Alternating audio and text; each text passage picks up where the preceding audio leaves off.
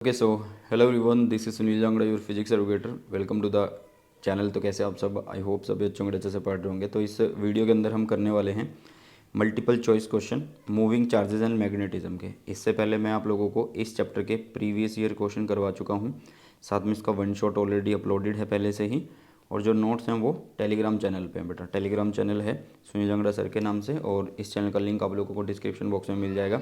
अच्छा, ये जो MCQ और PYQ मैंने स्टार्ट किए हैं तुम लोगों को करवाने, तो इनकी एक अलग से प्लेलिस्ट मैंने बना रखी है, तो वो भी आप लोग देख सकते हैं। ठीक है, किसी को भी कोई दिक्कत नहीं होगी, सिर्फ प्लेलिस्ट में जाइए और जिस भी चैप्टर के MCQ चाहिए उनको पढ़ लीजिए। तो अभी करेंगे मूविंग चार्जेस एंड मैग्नेटिज्म के MCQ। तो चलिए शुरू करते हैं। देखिए पहला क्वेश्चन क्या कहता है, if a charge particle enters a magnetic field then it will dash. क्या होगा?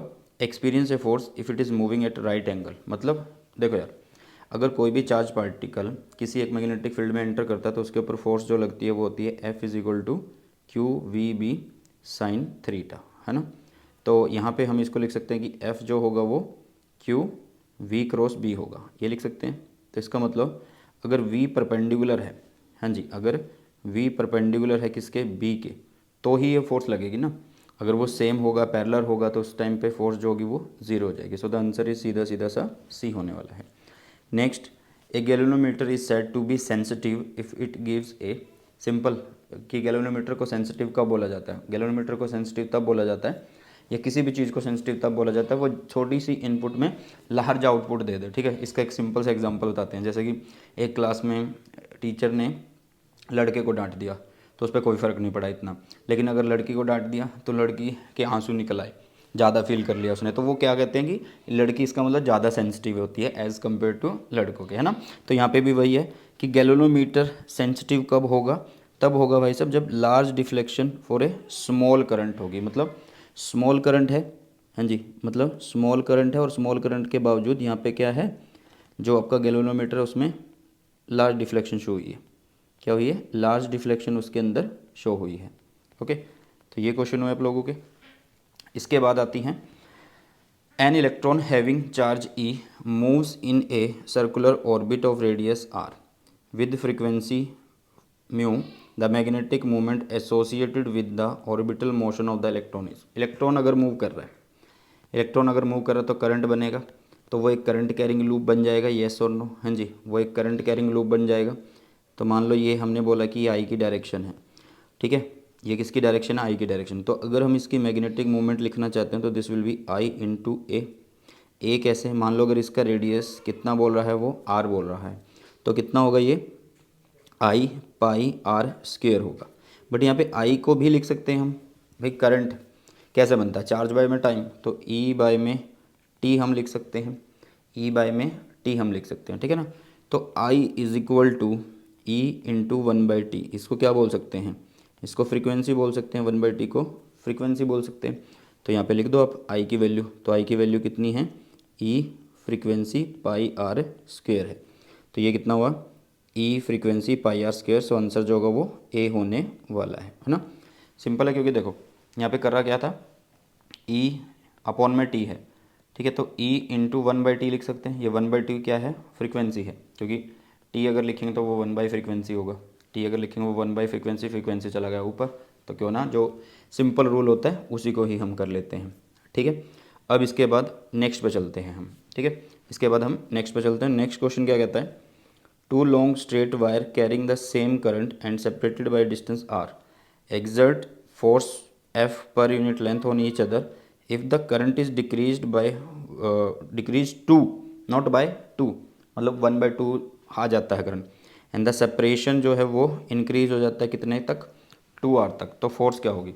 सबसे पहली बात, जब फोर्स पहली कंडीशन के अकॉर्डिंग अगर हम लिखें, फर्स्ट कंडीशन के अकॉर्डिंग हम फोर्स लिखें, तो फोर्स पर यूनिट लेंथ कितनी बनेगी? Mu not I1 I2 upon में 2 पाई आर बनने वाली है, ठीक है। अब उन्होंने बोला कि इनके अंदर सेम करंट जा रहा है, इनके अंदर क्या है? सेम करंट है। तो सेम करंट के लिए हम क्या लिखेंगे? F बाय में L is equal to mu not I square हो गया यहाँ पे, और 2 पाई आर हो गया, यस और नो। अब उसने कंडीशन चेंज कर दी, उसने बोला कि करंट को हम क्या कर दें? I/2 कर दें, करंट को I/2 कर दें, और सेपरेशन जो है वो 2R हो जाए। मतलब आर जो है वो 2r हो जाए, तो फिर क्या होगा फोर्स, तो फोर्स होगी भाई, नई फोर्स जो पर यूनिट लेंथ है वो कितनी होगी, म्यू नॉट 2 पाई, आर की वैल्यू कितनी है 2r है, और जो आई स्क्वायर है वो कितना हो गया, आई स्क्वायर बाय 4 हो गया, यही हुआ। इसका मतलब ये बना आप लोगों के पास कितना, mu not I square upon 2 pi R, देखो ये रहा 2 पाई आर, बचा 2 और 4, वो हो गया 8, वो कितना हो गया यहाँ पे 8।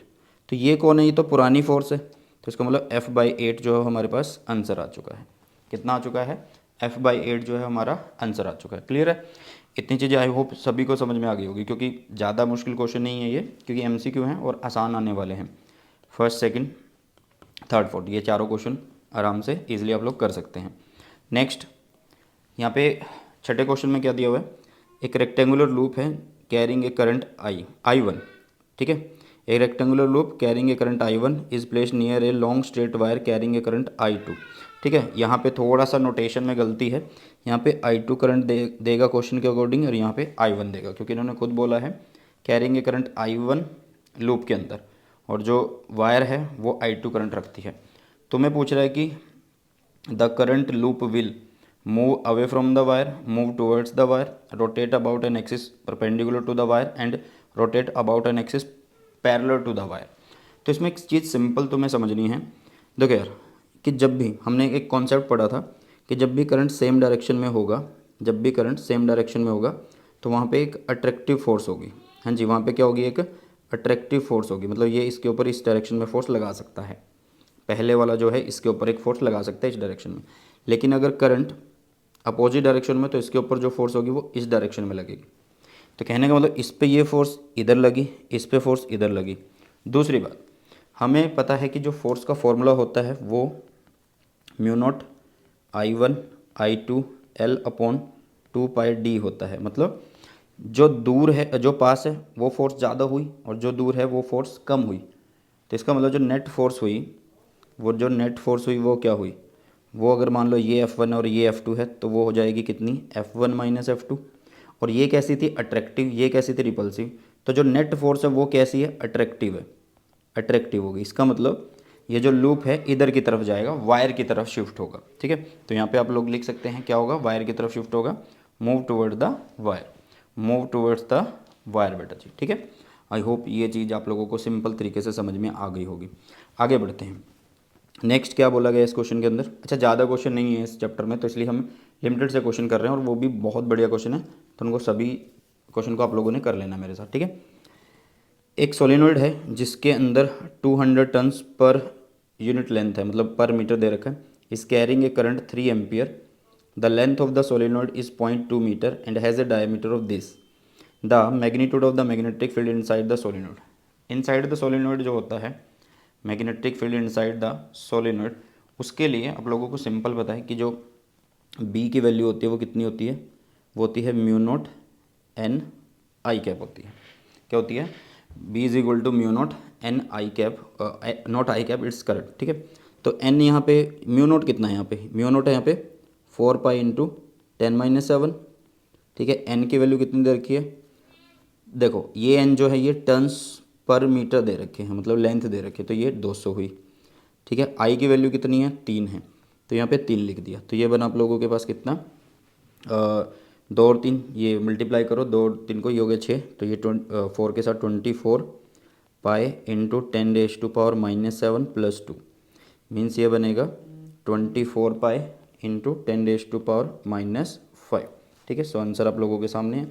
बी निकाल रहे हैं तो इसलिए इसको टी लिखेंगे, टी इज़ वर्ड टेस्ला लिखने वाले हैं हम, क्या लिखने वाले हैं इसमें, टेस्ला लिखने वाले हैं, ठीक है। कुछ भी नहीं है, मतलब कई बच्चे इस क्वेश्चन में कंफ्यूज क्यों हो जाएंगे, वो सोचेंगे सर यहाँ पे ये डायमीटर दिया हुआ है तो इसका क्या काम है, कुछ भी नहीं काम है भाई, वो इनसाइड पूछ रहा है, तो इनसाइड अंदर का पूछ रहा है सिर्फ, ठीक है। जैसे सोलेनॉइड है तो उस सोलेनॉइड के सिर्फ बीच बीच में ये पूछ रहा है, ठीक है ना। तो इस तरीके से आप लोग इस क्वेश्चन को कर सकते हो। आगे बढ़ते हैं नेक्स्ट क्वेश्चन की तरफ। नेक्स्ट क्वेश्चन क्या कहता है, an electric current passes through a long straight wire at a distance of 4 centimetre from the wire, the magnetic field is B. मतलब सिंपल बोल रहे हैं कि एक स्ट्रेट कंडक्टर है इस तरीके से, इसमें से करंट जा रहा है कितना, कोई भी करंट पास हो रहा है और इससे कुछ दूरी पर 4 सेंटीमीटर की दूरी पे जो मैग्नेटिक फील्ड है वो है बी, ठीक है। मतलब ये B is equal to mu not I upon 2πr का एक फॉर्मूला यूज़ कर रहा है अभी के लिए। Okay, the magnetic field at 12 centimetre from the wire would B. देखो यार, सबसे पहली बात यहाँ पे ये है कि अब ये 12 सेंटीमीटर पे जा रहा है। कितने सेंटीमीटर पे जा रहा है? 12 सेंटीमीटर पे जा रहा है। मतलब पहले जो बी है वो कितना है? पहले बी है mu not I into upon 2πr, R यहाँ पे लिख दो। तो ये कितना हुआ आप लोगों के पास? Mu not I upon, R तो लिखा नहीं हमने, आर ये कितना है? 8 है ना, 4 है मतलब 8 हो जाएगा। तो ये हो गया 8π। इतना समझ में आया? कितना हुआ? 8π। अब वो बोल रहे हैं कि डिस्टेंस जो है ना वो कितना कर दिया गया है? The magnetic field at 12 centimetre from the wire would be. तो वो होगा B is equal to mu not I 2π into 12। तो ये हुआ म्यू नॉट आई अपॉन 24π। मतलब आप बोलो कि जो नया फील्ड है वो म्यू नॉट आई और यहाँ पे हो गया 3 इंटू 8π। तो ये तो पुराना था हमारे पास, ठीक है। तो नया फील्ड क्या है? पुराने को नीचे डिवाइड करता है भाई 3 से। सो ये हो गया आप लोगों के पास बी का फॉर्मूला, ठीक है। तो इस तरीके से आप लोग कर सकते हैं सॉल्यूशन, हर एक चीज़ के हर एक क्वेश्चन को कर सकते हो आप लोग, ठीक है। ओके, चलो नेक्स्ट क्वेश्चन देखिएगा। इस नेक्स्ट क्वेश्चन के अंदर क्या करना है? A long wire carries a steady current, it is bent into a circle of 1 turn and the magnetic field at the centre of the coil is B. इस question को थोड़ा सा ध्यान से हमें पढ़ने की ज़रूरत है, क्योंकि इस क्वेश्चन में कन्फ्यूज़न ज़्यादा क्रिएट होता है बच्चों के मन में, ठीक है। देखो यार, इस क्वेश्चन को सिंपली कैसे कर सकते हैं। इस क्वेश्चन के अंदर तुम्हें बोला है कि एक लॉन्ग वायर है, ठीक है, उसको बेंट कर दिया जाता है, बेंट कर दिया जाता है एक सर्कल की फॉर्म में जिसके अंदर 1 टन है and magnetic field at the centre of the coil. तो मैग्नेटिक फील्ड अगर हम कॉइल के सेंटर पे चेक करते हैं तो वो mu not I upon 2 radius होगा, यही होगा, मतलब जितने पे होगा उसका रेडियस वो होगा। अब सिंपल सी बात है, ये रेडियस हम कैसे निकालें भाई? मान लो यहाँ पे जो लाइन है, मतलब जो लेंथ है, क्या मैं उसको 2πr के बराबर लिख सकता हूँ? वायर की जो लेंथ अगर मैं l मान लो और उसको 2πr के बराबर लिख सकता हूँ, सरकमफेरेंस ही तो हुई। हाँ, तो इसका मतलब अगर r मैं निकालूँ तो ये कितना होगा? l अपॉन 2π होगा। कितना होगा? l upon 2π। तो इसका मतलब ये b की वैल्यू कितनी है स्टार्टिंग में? Mu naught I upon 2 into L हुआ और जो 2π है वो ऊपर चला गया, ठीक है। 2 से ये 2 कैंसिल, तो आपके पास बचा mu not I pi upon में एल बच गया, ठीक है। अब वो बोल रहे it is bent into a circular loop of smaller radius. अब और छोटे रेडियस के अंदर इसको बेंट किया जाता है अभी भी ये सर्कल, बट अब जो टर्न्स हैं वो n हो चुके हैं, अब जो टर्न्स हैं वो n हो चुके हैं। तो अब जो नया फील्ड होगा वो क्या होगा? देखो नया फील्ड क्या होगा? म्यू नॉट, अब n टर्न्स बना दिया उसने, पहले 1 टर्न्स था, अब n टर्न्स हैं तो ni बनाएंगे, नीचे 2 नया रेडियस लिखेंगे। तो नया रेडियस कैसे निकालूँ? नया रेडियस निकाल सकते हैं कि जो टोटल लेंथ है वो, और साथ में ऐसे लिखो, ऐसे लिख लो कि भाई जो नई लेंथ है वो क्या होगी? वो होगी 2π नया रेडियस, नई लेंथ तो यही होगी कि 2π नया रेडियस, तो ये होगी नई लेंथ अपॉन में 2π और यहाँ पे हो गया नया रेडियस। इतनी चीज़ समझ में आ रही है? समझ में आ रही है? अच्छा, ये जो नई लेंथ है ये नई लेंथ नहीं होगी ना, लेंथ तो अभी भी उतनी है, लेंथ तो अभी भी उतनी है, तो हम इसको ऐसे लिख रहे हैं कि एल जो होगा वो 2π, आर चेंज हुआ है क्योंकि उसने बोला कि आर को और छोटा कर दिया गया है। किसको छोटा कर दिया गया? आर को। तो इसलिए आर डैश क्या ओवर एल अपॉन 2π होगा, ठीक है ना। अब यहाँ पे वैल्यू रख दो, तो ये हुई mu nought N I upon 2 into R dash कितना है? एल, 2π चला गया ऊपर, 2π चला गया ऊपर। अब ध्यान से देखना कि एल के अंदर टर्न्स भी तो उसने बना दिया भाई साहब, कितने बना दिए उसने? टर्न्स भी बना दिए। तो यहाँ पे एन भी मल्टीप्लाई कर दो। क्या मल्टीप्लाई कर दो? एन जो है वो भी मल्टीप्लाई कर दो, क्योंकि टर्न्स तो तभी बनेंगे ना। देखो 2l कितनी थी? 2πr थी, यही थी। टर्न्स कितना था उसमें? एक ही टर्न्स था, तो इसलिए यहाँ पे 1 मल्टीप्लाई हुआ था। अब टर्न्स कितने हैं? n है, तो n मल्टीप्लाई हो गए यहाँ पे भी, ठीक है। तो ये n नीचे चला गया, ठीक है। तो अभी यहाँ पे भी n आ चुका है। अब 2 से 2 कैंसिल हो गया, तो ये बना आप लोगों के पास कितना? Mu not n square I upon, साथ में पाई भी और नीचे l। तो बेटा देखो mu not I pi, mu not I pi by L, ये तो पुराना ही b है और ये साथ में n स्क्वेयर है, तो यहाँ पे आंसर कितना आया? n square b। नेक्स्ट आप लोगों को यहाँ पे क्या बोला गया है? Two equal electric current are following पर परपेंडिकुलर टू ईच अदर। देखो दो करंट है perpendicular to each other flow कर रहे हैं। A B and C D are perpendiculars हैं, ए बी और सी डी आर परपेंडिकुलर हैं टू ईच अदर, एक दूसरे के परपेंडिकुलर हैं ये, ठीक है। And symmetrically placed with respect to the current, और सिमेट्रिकली प्लेस्ड हैं मतलब ये इन करंट से ऐसे जा रहे हैं, ठीक है। कि ये ए बी जो है इससे इतना दूरी पे है, इधर से लगाओ तो ये इतनी दूरी पे है, ये इतनी दूरी पे है और ये भी इतनी दूरी पे है, ठीक है, सिमेट्रिकल इस तरीके से। ओके, अब वो तुमसे पूछा कि the resultant magnetic field will be zero. भाई किस पोर्शन में जो रिजल्टेंट मैग्नेटिक फील्ड है वो ज़ीरो होगा। देखो अगर हम इसकी वजह से फील्ड निकालें, इसकी वजह से फील्ड निकालें तो क्या होगा कि यहाँ से फील्ड डॉट आ रहा होगा, ठीक है, यहाँ से फील्ड डॉट होगा, ठीक है ना, और यहाँ से भी डॉट होगा। लेकिन इसकी वजह से अगर हम फील्ड निकालें तो यहाँ पे क्रॉस होगा, ठीक है, इधर भी क्रॉस होगा और इधर से बाहर आ रहा होगा।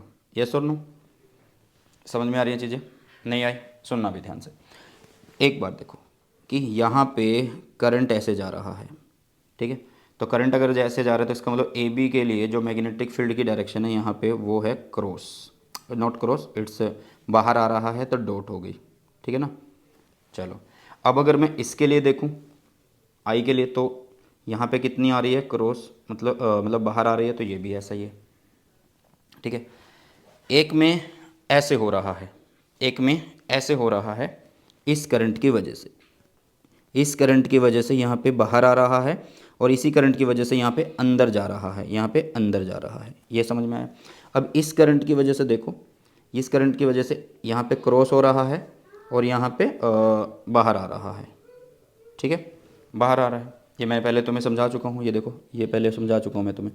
तो इसमें देखो एक फील्ड अंदर एक बाहर, एक फील्ड अंदर एक बाहर, तो इसका मतलब इस लाइन के ऊपर जो फील्ड होगा वो ज़ीरो हो सकता है, बाकियों पे चेक कर लेना ज़ीरो नहीं होगा, इसी पे ही ज़ीरो होगा बेटा जी, ठीक है। ये एक तरीका तुम्हें पता लग गया कि किस तरीके से आप लोगों को ये क्वेश्चन करना था।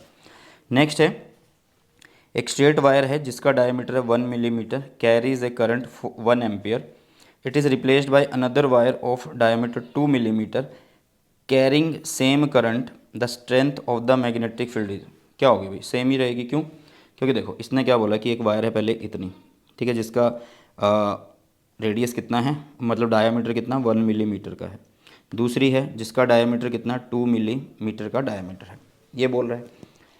अब एक बात देखो, ये एक स्ट्रेट कंडक्टर की वजह से अगर मैं फील्ड निकालना चाहता हूँ आउटसाइड तो वो mu not I upon 2 pi R होगा, तो इसके केस में भी mu not I upon 2 pi R होगा।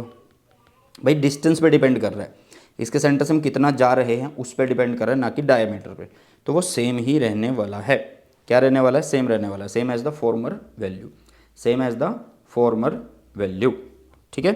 चलो next, a charge particle is released from a rest in a region having steady and uniform electric and magnetic field. If the two fields are parallel to each other, then the path of the particle will be। भाई simple सी है, दोनों field एक दूसरे के parallel हैं, ठीक है, कि इधर अगर इलेक्ट्रिक फील्ड है इधर मैग्नेटिक फील्ड है, चार्ज पार्टिकल को फेंका जाता है तो वो क्या करेगा भाई? कॉमन सी बात है कि अगर पॉजिटिव पार्टिकल है, अगर पॉजिटिव पार्टिकल है, देखो होता क्या है इस तरीके के केस में, क्या होता है कि अगर पॉजिटिव पार्टिकल है तो वो क्या करता है, देखो जो रेशियो होता है v का वो E/B होता है, ठीक है। अब इन्होंने क्या बोला है? Having study and uniform electric and magnetic field, study and uniform electric field है, इलेक्ट्रिक एंड मैग्नेटिक फील्ड है, तो इसका मतलब जो v है एक तरीके से उसमें कोई बदलाव नहीं आने वाला, ठीक है। और यार उसके ऊपर फोर्स कौन कौन लगा रहे होंगे? दोनों फील्ड लगाने की कोशिश करेंगे तो उसकी वजह से क्या होगा कि जो नेट फोर्स हो रही होगी उसके ऊपर ज़ीरो हो रही होगी, तो इसलिए ये सीधा क्या करेगा? स्ट्रेट लाइन में ट्रैवल करेगा। क्या करेगा? स्ट्रेट लाइन में ट्रैवल करेगा, ठीक है। अब अगर चार्ज पार्टिकल पॉजिटिव था तो वो पैरेलल जाएगा, ठीक है, पैरेलल जाएगा, ओके। और अगर वो नेगेटिव है, अगर वो नेगेटिव है तो वो एंटी पैरेलल जाएगा, अगर वो नेगेटिव है तो एंटी पैरेलल जाएगा, ठीक है। तो ये भी हमें इतनी चीज़ें नहीं पूछी थी कि वो स्ट्रेट जाएगा, मतलब पैरेलल या एंटी पैरेलल नहीं पूछा था, हमसे पूछा था वो कैसा रास्ता जाएगा, तो स्ट्रेट लाइन में जाएगा। कैसी लाइन में जाएगा? वो स्ट्रेट लाइन में जाने वाला है। नेक्स्ट क्वेश्चन की तरफ हम बढ़ते हैं, नेक्स्ट क्वेश्चन की तरफ बढ़ते हैं। नेक्स्ट क्वेश्चन ये रहा। नेक्स्ट क्वेश्चन क्या कहता है? Charge particle is moving in a circle of radius R with constant V under the influence of a uniform magnetic field the time period of motion. देखो यार, जब भी टाइम पीरियड की बात होगी तो हम क्या लिखेंगे, 2πm में क्यू भी लिखेंगे। तो यहाँ पे देखो, इसके अंदर ना तो वेलोसिटी है ना ही रेडियस है, इसके अंदर ना तो वेलोसिटी और ना ही रेडियस है, तो इसका मतलब सीधा सा आंसर कितना होने वाला है, independent of both R and V, independent of both R and V होने वाला है। क्लियर है? चलिए नेक्स्ट क्वेश्चन की तरफ बढ़ते हैं। ए charge particle, A charge q is moving in a straight line in is accelerated by a potential difference v. It enters a uniform magnetic field b perpendicular to its path, then the radius of the circular path in which it travel will be. देखो यार, ये तुमसे radius पूछ रहा है, circular path, तो इसका मतलब वही centripetal force is equal to कौन सी फोर्स, मैग्नेटिक फोर्स। तो मैग्नेटिक फोर्स कितनी, Q we B sine theta अगर लिखते हैं, इन्होंने पहले कंडीशन दे दी है परपेंडिकुलर, तो इसका मतलब थीटा इज़ 90 डिग्री, तो साइन 90 इज़ 1, और ये होगा एम वी स्क्वेयर बाय में आर। इतनी चीज़ समझ में आई? चलो अब ध्यान से देखो, इसमें क्या होगी, वी को वी से कट कर दिया तो ये होगा M V by Q B, और ये हो गया किसके बराबर, रेडियस के बराबर। ठीक है, लेकिन ये बोल रहा है कि जो रेडियस है उसके अंदर क्या आ जाए, वी आ जाए। देखो सब में वी है, ठीक है। अब हम क्या कर रहे हैं कि सबसे पहले वो कैसा है, a charge particle Q moving in a straight line is accelerated by a potential difference, मतलब इसको एक्सेलरेट किया जा रहा है, मतलब पहले कहीं ना कहीं इसमें पोटेंशियल एनर्जी है, तो इसको एक्सेलरेट करने के लिए हमें काइनेटिक एनर्जी की जरूरत पड़ेगी, तो मतलब Q V potential energy is equal to half M V square, half M V square. तो यहाँ से स्मॉल वी निकाल लो, तो ये होगा क्यू कैपिटल वी अपॉन में एम, और यहाँ पे चला गया 2, और ये हो गया अंडर रूट वी की वैल्यू आ गई। तो इसको यहाँ पे पुट करो, इसको यहाँ पे पुट कर दो, ठीक है। तो ये हो गया आर एम अपॉन में क्यू बी, यहाँ पे आ जाएगा कितना, 2q capital V bye M हो गया। अब इस एम को अगर अंदर लेके आओगे तो ये एम स्क्वेयर हो जाएगा, ठीक है, और इसको मिटा दो यहाँ से, और क्यू बी को भी अंदर लेके जाओगे तो ये क्यू स्क्वेयर और यहाँ पे बी स्क्वेयर हो जाएगा, है ना। तो अभी देखो यहाँ से एम से ये कट गया, क्यू स्क्वेयर से ये क्यू कट गया, तो हमारे पास बचा 2vm by q B square. So answer यही आने वाला है, ठीक है। चलो नेक्स्ट क्वेश्चन है, the magnitude of magnetic induction for a current carrying toroid of uniform cross section is. ध्यान से सुनना, इन्होंने बोला है the magnitude of magnetic induction for a current carrying toroid. अब कई बच्चे बोलेंगे कि सर टोरॉइड सिलेबस में नहीं है, क्यों करा रहे हो भाई, सोलिनॉइड तो है, सेम ही फॉर्मूला होता है, तो सोलिनॉइड बोल सकता है वो टोरॉइड की जगह, ठीक है। तो हम बोलेंगे यहाँ पे ऑफ यूनिफॉर्म क्रॉस सेक्शन। देखो बी का जो फॉर्मूला होता है, बी का जो फॉर्मूला होगा, चाहे आपका टोरॉइड हो चाहे आपका सोलिनॉइड हो, तो एन म्यू नोट आई होता है या म्यू नोट एन आई होता है, एक ही बात है। कुछ ही बात है यार, कैसे कर लो, कान को ऐसे पकड़ लो या ऐसे पकड़ लो, पकड़ना कान ही है, ठीक है। वो बोलते ना कि पैर को कुल्हाड़ी पे मार दो या कुल्हाड़ी को पैर पे मार दो, कटेगा पैर ही, है ना। चलो वही सीन है।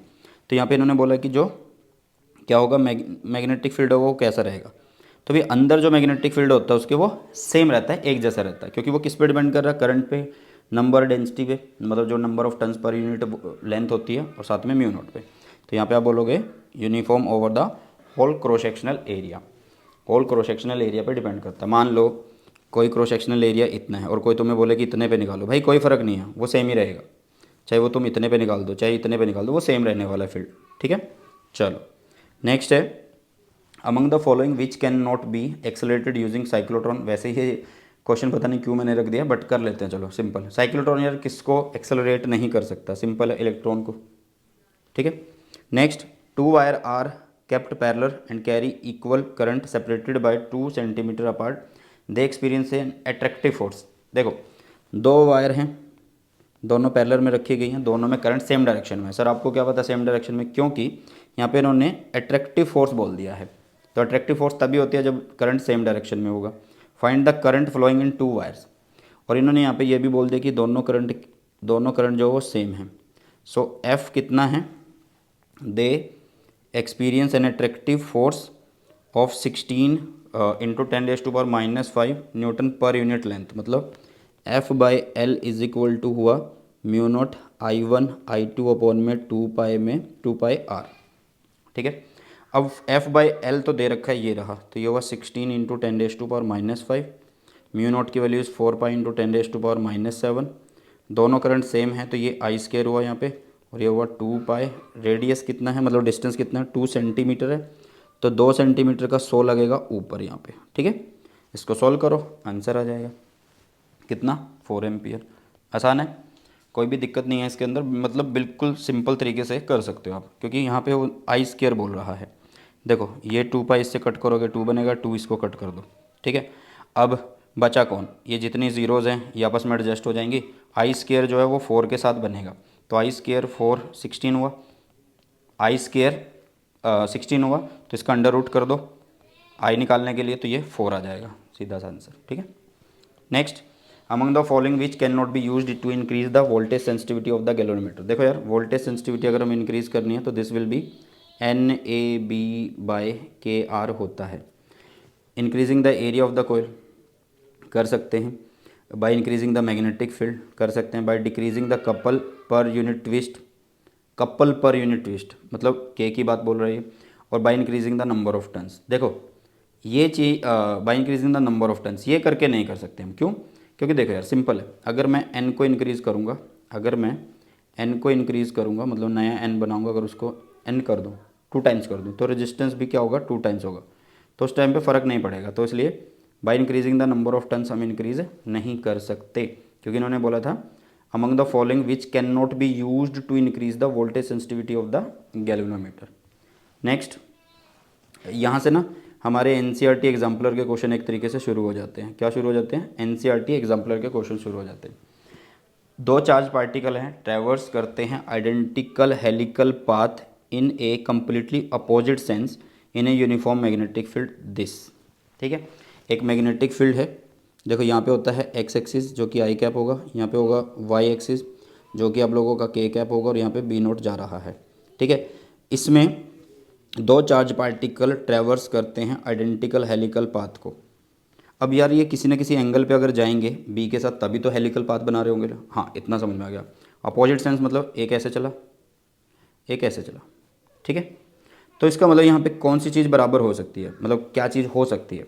They have equal Z component of momentum, Z component का तो हमें क्या ही पता, नहीं हो सकता वो।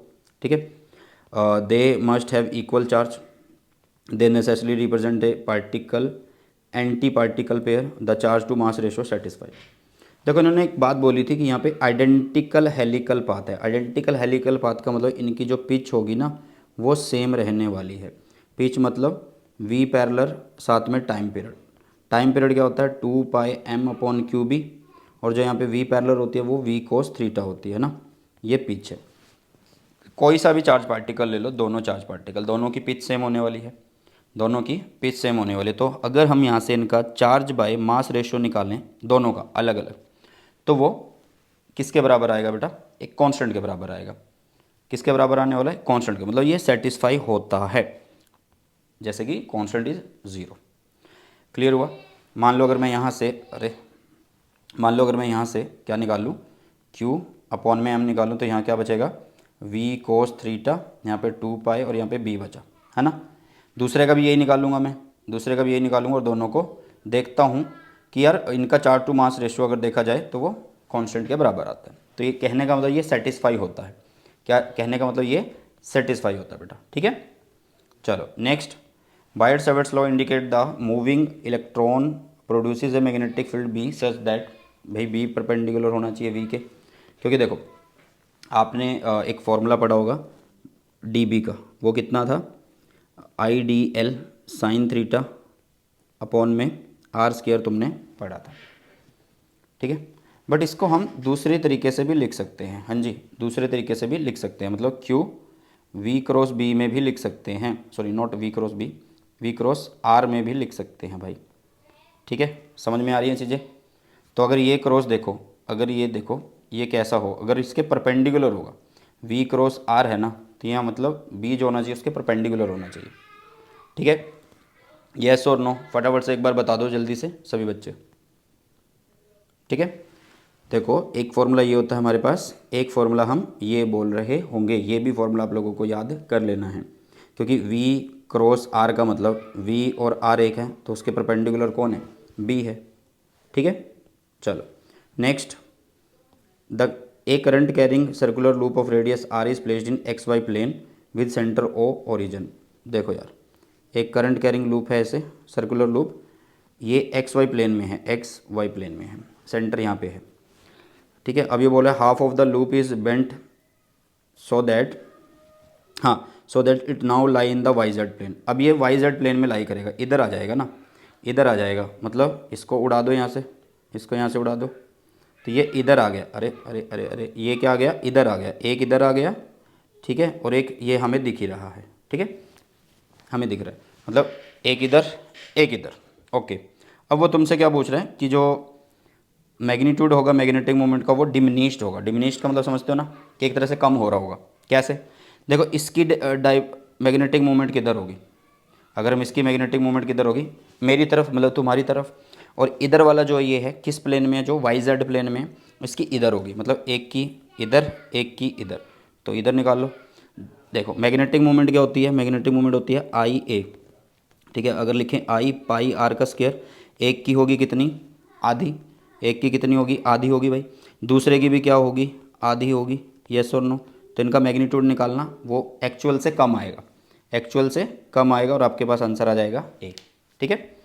चलो नेक्स्ट है आप लोगों के पास कितना, an electron is projected with uniform velocity along the axis of A current carrying solenoid which one of the following is true. देखो यार, सिंपल सी बात है कि यूनिफॉर्म वेलोसिटी के साथ सोलिनॉइड के एक्सिस के साथ उसको फेंका जाता है। सोलिनॉइड में एक्सिस में ही फील्ड होता है और उसी साइड वी चल पड़ा, तो इसका मतलब उसके ऊपर कोई फोर्स नहीं लग रही, तो वो सेम चलता रहेगा, उसी डायरेक्शन में चलता रहेगा। क्योंकि देखो एफ इज इक्वल टू क्या होता है, q we B sine theta होता है।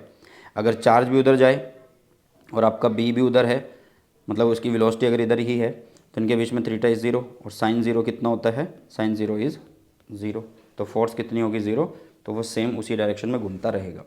नेक्स्ट और लास्ट क्वेश्चन है ये हमारा, a circular current loop of magnetic moment M is an arbitrary orientation in an external magnetic field B, the work done to rotate the loop by 30 degree about an axis perpendicular to its plane. भाई सुनो, question को थोड़ा सा ध्यान से समझेंगे कि यहाँ पे हमने कुछ इस तरीके से इसको बनाया हुआ है, ठीक है, इस तरीके से ऐसे बनाया हुआ है। अभी ये इसका जो प्लेन है, इसके प्लेन को हमें ऐसे शिफ्ट करना है कि इसमें और इसमें कितना एंगल आ जाए, 30 डिग्री का एंगल आ जाए। कितने डिग्री का एंगल आ जाए, 30 डिग्री का एंगल आ जाए, है ना। तो भाई किसी चीज़ को ऐसे ही घुमा रहे हैं, क्या फ़र्क पड़ेगा, मैग्नेटिक मोमेंट तो अभी भी वहीं की वहीं है, तो इसलिए हम इसको ज़ीरो बोलेंगे।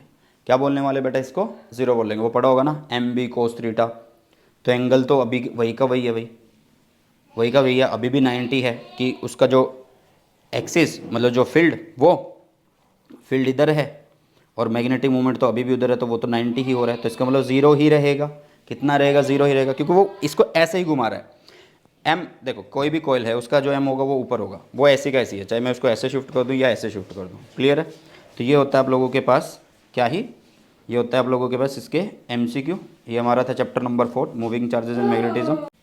चलो, तो ये था हमारा chapter MCQ moving charges and magnetism. इसके बाद हम करेंगे यार चैप्टर नंबर 5। इससे पहले हम इसके प्रीवियस ईयर भी अपलोड कर चुके हैं। अगर आप लोगों को कोई भी इशू आ रहा है तो वो एक बार देखिए, आप लोगों की जो प्रिपरेशन है अच्छी जाएगी, ठीक है। चलिए इसी के साथ इस वीडियो सेशन को करते हैं समाप्त, मिलते हैं जल्दी से हमारे नए सेशन में। सो बाय, टेक केयर, जय हिंद, वंदे मातरम।